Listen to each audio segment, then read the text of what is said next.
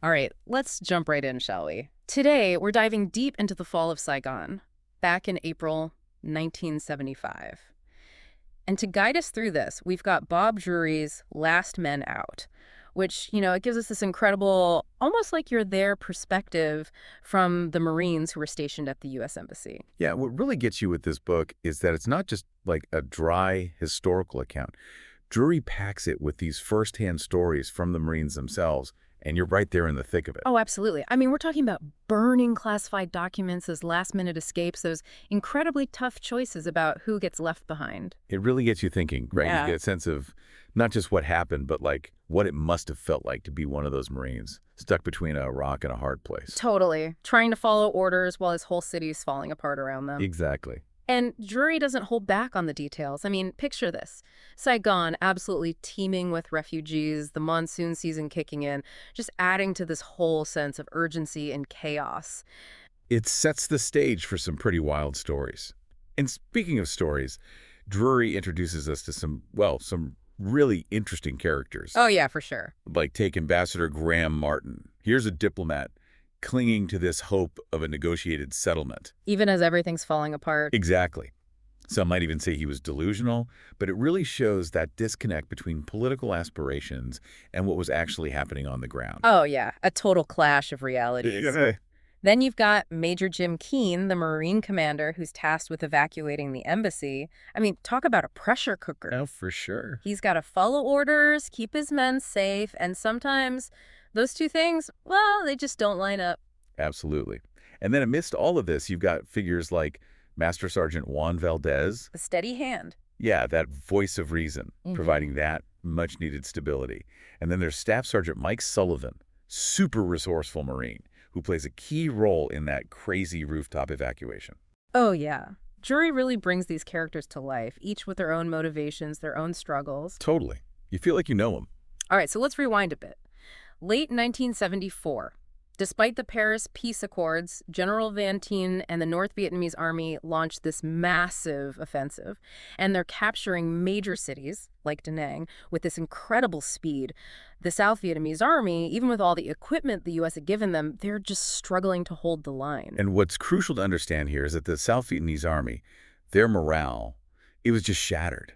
That U.S. withdrawal back in '73, it left this huge void, and a lot of those soldiers, they just lost the will to fight. It's a stark reminder that, military victories, they're not always about firepower. Yeah, it's that belief, that determination. Exactly. Drury paints this really vivid picture of the chaos during those early evacuations. He talks about Marines in Da Nang having to, get this, hide in a stolen garbage truck. The garbage truck. Yeah, to escape a hostile South Vietnamese Army unit. That's how fast things were falling apart. Wow. That's crazy to think about. Right. And as the North Vietnamese, they're closing in on Saigon, the Marines at the U.S. Embassy, they're finding themselves in an increasingly, well, precarious situation, to say the least. Yeah, they know the city's going to fall, but their orders are to keep things as normal as possible and keep those evacuations going. And those evacuations, they were no walk in the park. Drury describes Operation Frequent Wind, this four-stage plan to get Americans and those at-risk Vietnamese out of Saigon. But as things keep getting worse, that plan needs to be adjusted on the fly with more and more reliance on helicopters. Imagine the pressure those helicopter crews were under. Overloaded, dangerous conditions, often taking fire. It really puts things into perspective. Oh, absolutely. And then one of those major turning points Drury talks about is the fall of Tan Son Nhut Hut Airport. This was a huge blow. It basically signaled the imminent collapse of Saigon's defenses. It's also where we see the tragic deaths of the last two American casualties of the war. Yeah, Corporals Charles McMahon and Darwin Judge, killed by a rocket attack while they were guarding a gate at the airport. A reminder that even in the final days, the war was far from over. It's heartbreaking. And Drury includes this really powerful account from Staff Sergeant Sullivan, who was near the gate when those rockets hit. He describes this just horrifying scene. The memory of that day, it clearly still haunts him. Yeah, those personal accounts, they're what make Drury's book so impactful. Absolutely. They give us a glimpse into the human cost of this war. The fear, the confusion, the sense of loss. Speaking of tensions rising, even within the embassy walls, there's this almost unbelievable standoff over something seemingly insignificant. A tamarind tree. A tree. Yeah, this tree becomes this crazy powerful symbol. Ambassador Martin, in his insistence on keeping up this facade of normalcy, refuses to let the Marines cut down this huge tamarind tree in the embassy courtyard. He saw it as a symbol of America's commitment to South Vietnam. But for the Marines, who were desperately trying to prepare for a helicopter evacuation from the rooftop, it's a massive problem. A real obstacle. They know those helicopters aren't going to be able to land safely with that tree in the way. It's like this clash between idealism and pragmatism, holding on to a lost cause versus facing the reality of the situation. It makes you think, how often do we cling to symbols even when they don't mean anything anymore? And that frustration, it boils over when the Marines, in this act of defiance, decide to just chop the tree down while the ambassador's away. Oh, wow. Can you imagine that scene? Oh, totally. Picture it. These exhausted Marines taking turns hacking away at this massive tree. They're not going to fell it completely, but it's that symbolic act, taking back some control in this situation that's just spiraling out of control. Right. And as things outside the embassy deteriorate, the Marines face another challenge. These growing crowds of people desperate to get inside. The embassy, it becomes this symbol of hope, this escape route. People are terrified of what will happen when the communists take over. And they're gathering outside the gates, begging to be let in. But the Marines, they have their orders. American citizens, foreign nationals with the right paperwork, and Vietnamese with specific evacuation authorization. That's it. It's got to be a moral dilemma for these Marines, having to turn away people who they know are in danger. Heartbreaking. Drury describes mothers begging to be let in with their children, elderly people collapsing from exhaustion, this palpable sense of panic in the air. It's important to remember these are mostly young guys, many barely out of their teens. They're trying to follow orders in this incredibly chaotic and emotional situation. It's intense. As the evacuation ramps up, the embassy compound, it transforms into this whirlwind of activity. Helicopters landing on the roof, crowds surging against the gates, and the Marines desperately trying to maintain some semblance of order. It's hard to even imagine what it must have been like to be right there in the middle of that. And that's actually where we're going to pick up next time. We'll delve deeper into that dramatic rooftop evacuation, the ingenuity of those Marines, and the impossible choices they had to make. So, picking up where we left off, one thing that really hits you when you're reading Last Man Out is the sheer scale of this evacuation effort. Drury describes Can Son Hut Air Base as, I think he says, the busiest airstrip in the world. Cargo planes just constantly coming in empty, leaving totally packed with evacuees. Yeah. It's mind-blowing when you think about the logistics involved, right? Absolutely. And Drury, he doesn't sugarcoat things. He talks about the corruption, the bribery, even families being separated in all that chaos. It's tough to read about, for sure. It is. But we have to remember the context. This is a city on the verge of total collapse. Fear and desperation everywhere. The threat of violence is very real. Yeah, you can't lose sight of that. No, you can't. Drury also talks about this group of Marines that arrive at the embassy. They'd just escaped the fall of Bien Hoa, which is a city just east of Saigon. Oh, right. And these guys, they were deeply shaken by what they'd seen. Their arrival, it just adds to the already tense atmosphere at the embassy. It's a good reminder that even the Marines guarding the embassy, they weren't immune to what was happening around them. Right. Watching a country they fought to defend crumble around them. Dealing with their own fears. It just adds this whole other layer of complexity to an already impossible situation. Absolutely. And as that deadline for evacuation is getting closer and closer, the embassy rooftop, it becomes a scene of controlled chaos.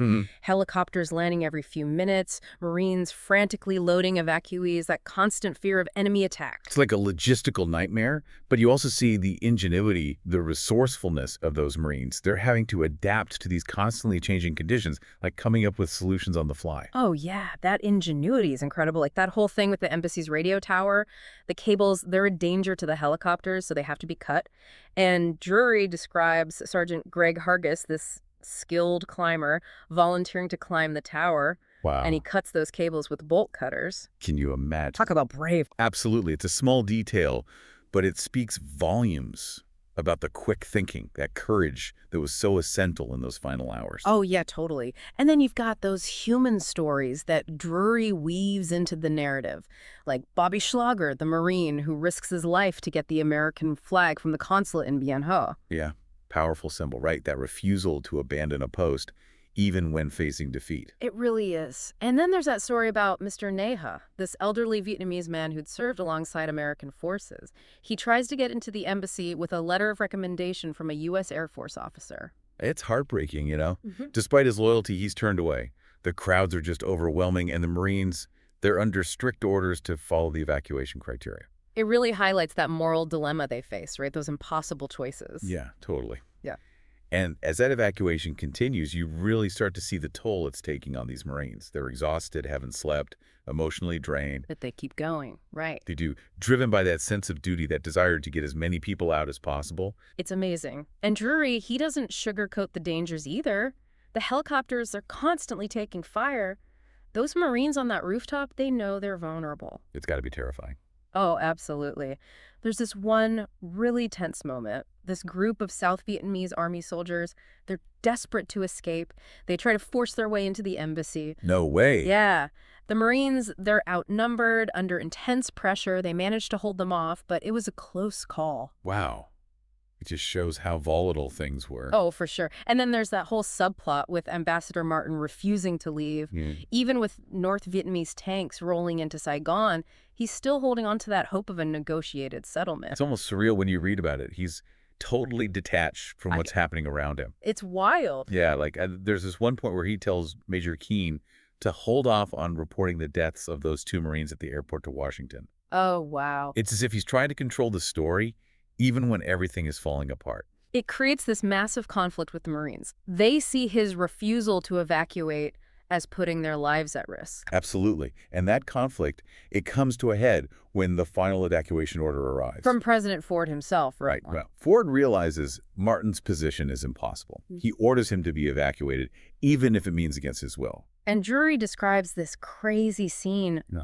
Marine Colonel Jerry Berry, he's piloting a CH-46 Sea Knight helicopter. He's the one tasked with getting the ambassador out. I'm talking about pressure. Yeah. He lands on that embassy roof. Marines form a protective perimeter, and Martin, still protesting, he's ushered aboard. Can you imagine being in Barry's shoes? I can't even imagine. And as Berry takes off, he says this: "The tiger is out of his cage." Wow. It's a powerful moment. The last bit of American presence in Vietnam, it's gone. And the Marines on the ground, they know they're on their own. Exactly. And with the ambassador gone, that evacuation, it enters this final frantic phase. The remaining Marines, a few others, they gather on the rooftop, waiting. It's got to be terrifying, not knowing what's going to happen. Totally. And then the helicopters, they stop coming. Oh, no. And the Marines, they realize they've been left behind. And they start getting ready for a last stand. Wow. Talk about a shift in mood. It's intense. Drury captures that isolation, the uncertainty. These guys are cut off, surrounded, and they have no idea what's next. And even in that situation, that camaraderie, that resilience, it's still there. They know they might be facing their final hours, but they face it together, sharing stories, making jokes, supporting each other. It's incredible. It is. And then, just when all hope seems lost, there's this glimmer of possibility. What happens? Staff Sergeant Sullivan, he remembers this long-range radio he'd brought from the Marine House. Okay. Last-ditch effort. He decides to try and contact the fleet. It's a long shot. Even Sullivan thinks it won't work, but, you know, nothing to lose. Yeah. He powers up that radio, hoping against hope that someone will hear him. And he gets a response. Someone on the other end, they acknowledge his transmission. They tell him helicopters are on their way. Oh, wow. What a relief. It's incredible. A beacon of hope in the middle of all that despair. For those 11 Marines huddled on that rooftop, it's a second chance. A chance to escape the fall of Saigon. It's a pretty powerful moment. It is. And Drury really takes you there, describing the scramble to board that helicopter, the roar of the engines, that feeling as they lift off into the night sky, leaving all that chaos behind. It's a powerful image, right? Those Marines escaping as Saigon burns below them. It's like the end of an era. It really is. But as they fly away, they know they're leaving a country in turmoil behind, a country that'll stay with them forever. So we just left off with those Marines escaping Saigon. It's a pretty dramatic ending, but Drury doesn't let us forget about those who couldn't get out. Yeah, he spent a good amount of time talking about the fate of those Vietnamese allies. It's tough to read. Many of them faced imprisonment or worse under the new regime. It really makes you think about the human cost of war. It goes way beyond the battlefield. Absolutely. It's a ripple effect. Yeah. Even when the fighting stops, the consequences, They just keep going. It's something we can't forget. Jury also explores how differently people viewed the war's end, right? Yeah. It's interesting. Some saw it as this tragic but inevitable end to a conflict that shouldn't have happened in the first place. Yeah. But then others, especially those who fought, who sacrificed, they struggled to make sense of it all. I can only imagine. It's a question a lot of veterans grapple with, right? What was it all for? It's got to be tough. There's this one anecdote about Colonel Bu Tin, a North Vietnamese journalist who was there at the surrender of South Vietnam's President Minh. Oh, yeah, I remember that. He talks about this almost surreal feeling of walking into the presidential palace, finding Minh surrounded by his ministers, and just witnessing the end of a regime. It's incredible. Yeah, it's a moment of history, captured from the perspective of someone on the quote-unquote winning side. But you could tell he understands the weight of what just happened. Yeah, the gravity of it all. And that's one of the things I really appreciate about Drury's book. He presents these multiple perspectives. It's not just black and white. Totally. He doesn't shy away from those moral complexities either. Like that detail about some American officials and civilians during the evacuation. Oh, right. It seemed like their own safety was more important than their Vietnamese counterparts. Some even pushing aside women and children to get on those helicopters. It's tough to read about. Even in a crisis, human nature, well, it doesn't always shine. It really makes you think about the choices people make under pressure. But then you have those stories of incredible selflessness. Those Marines like Master Sergeant Valdez, that steady leadership he provided throughout the evacuation. And Staff Sergeant Sullivan risking it all on that final radio call. So many others who put their lives on the line to help people escape. They were the last men out, but their actions, they really say something about their character. That loyalty, that commitment to duty, it makes you reflect on the sacrifices made by those who serve. That's powerful stuff. In Drury, he doesn't end the book on a totally happy note. He talks about a helicopter crash that happened shortly after leaving Saigon. Oh, right. It killed 4 Marines, Captain William Neistel, Lieutenant Michael Shea, and 2 others. Just a tragic reminder that even after escaping that immediate danger, the war wasn't over for everyone. It's a sobering thought. And if it goes back to what we were talking about earlier, those individual stories, they bring history to life. Absolutely. But Drury also makes sure we remember the survivors. He talks about Steve Hasty, the Marine who led that daring escape from the consulate in Kanto. He went on to have a long career in the Marine Corps. It's amazing to think about the resilience of those who served in Vietnam. Right. They carried those experiences with them, those scars, but they also carried the lessons they learned, that strength they gained. And in the end, Drury leaves us with a reflection on the lasting impact of the Vietnam War, both on those who experienced it and on the nation as a whole. It's a war that we're still talking about, debating, trying to understand. Books like Last Man Out, they help us get a little closer to understanding the legacy of that war. Not just through dates and battles, but through those personal stories. So what about you, the listener? What are you taking away from our deep dive into those final hours in Saigon? I think one thing Drury really emphasizes is the importance of seeking out those multiple perspectives, right? Last Man Out, it gives us this incredibly valuable look at the experiences of those Marines on the ground, but it's just one piece of a much bigger story. It makes you want to learn more, hear other stories, to really understand the complexities of that war and its impact. And it's a good reminder that there's always more to learn, more to discover, more to consider. Yeah, and it's also a call to reflect, right? Think about the dilemmas those involved in the evacuation faced, the really tough choices they had to make. War isn't just about strategy and tactics. It's about people, relationships, and the consequences that last long after the fighting stops. It's a powerful message. This story, it challenges us to think critically, to examine those decisions made by leaders, the sacrifices made by those who serve, the impact of conflict. And maybe, most importantly, it's a story about the power of the human spirit. It's about courage, resilience, those bonds of camaraderie that hold people together. Yeah. Even in those darkest of times, there's hope. And even in defeat, there can be honor. Well said. Thanks for joining us for this deep dive into Last Men Out. We hope this has sparked your curiosity about this fascinating and complex part of history. We'd love to hear your thoughts, so feel free to connect with us on social media or leave us a comment on our website. Until next time, keep diving deep.